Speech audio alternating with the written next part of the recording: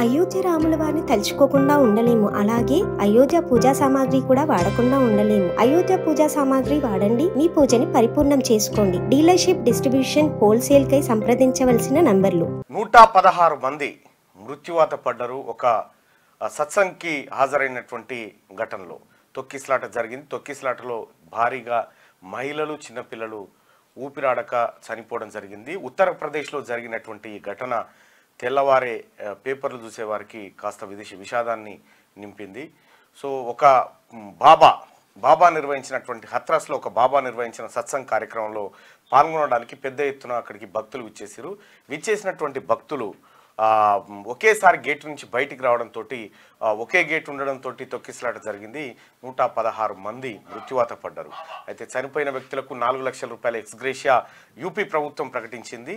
అయితే ఈ సత్సంగ్ ఘటనతో పాటు ఇటీవల కాలంలో అనేకమైనటువంటి రైలు దుర్ఘటన, లేకపోతే ఇది ఎయిర్పోర్టు స్లాబ్ కొలాప్సు, ఆ తర్వాత ఇటువంటి ఘటనలు అనేకం జరుగుతూ వస్తూ ఉన్నాయి ఇటీవల కాలంలో. మరి ఎందుకు జరుగుతూ ఉన్నాయి, ఏం కథ అనేది ఎంక్వైరీ చేయాల్సినటువంటి అవసరం ఉంది. మొత్తానికైతే ఒక విషాదకరమైనటువంటి వార్తతోటి ఇవాళ మార్నింగ్ న్యూస్ పేపర్ అందరికీ ఇండ్లలోకి వచ్చేసింది.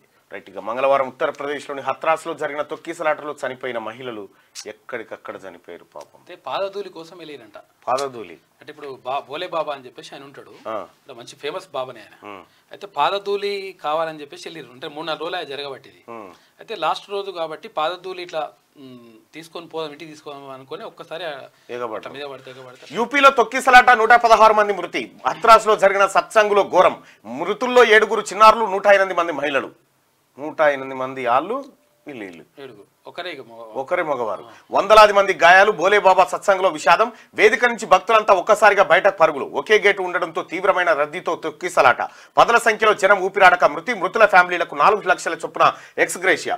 ఉత్తరప్రదేశ్ లో ఘోర విషాదం చోటు చేసుకుంది. వేలాది మంది హాజరైన ఓ ఆధ్యాత్మిక కార్యక్రమంలో తీవ్రమైన రద్దీ కారణంగా తొక్కిసలాట జరగడంతో 116 మంది ప్రాణాలు గాలిలో కలిసిపోయాయి. మృతుల్లో 7 చిన్నారులు, 108 మంది మహిళలు ఉన్నారు. వందలాది మంది భక్తులు గాయపడ్డారు. మంగళవారం యూపీలోని హత్రాస్ జిల్లా ఫూల్రాయ్ గ్రామం వద్ద నిర్వహించిన బోలేబాబా సత్సంగ్ కార్యక్రమంలో ఈ పెను విషాదం జరిగింది. 100కు పైగా ప్రాణాలను బలి తీసుకున్న ఈ ఘటనకు రకరకాల కారణాలు వినిపిస్తున్నాయి. ఉత్తరప్రదేశ్లో జరిగినటువంటి ఘోర ఘటన ఇది. ఈ ఘటన అందరినీ కలిసివేసింది నిన్న. సో చాలాసార్లు కూడా ఈ ప్రికాషన్స్ పాటించకుండా పాదధూళి ద్వారా బాబా నడిచిన పాదధూళి కనుక తమ దగ్గర ఉంటే తమ బతుకులు మారిపోతాయని విశ్వసిస్తున్న వారి సంఖ్య పెరగడంతో ఆ పాదధూళి కోసం ఎగబడడంతో జరిగినట్టుగా తెలుస్తా ఉంది. ఆశ్రమంలో 5,000 మంది పడతారు, కాకపోతే 15,000 మంది మొత్తం పోయి కూర్చున్నారంట. మొత్తం బాగా కిక్కిరిసిపోయింది.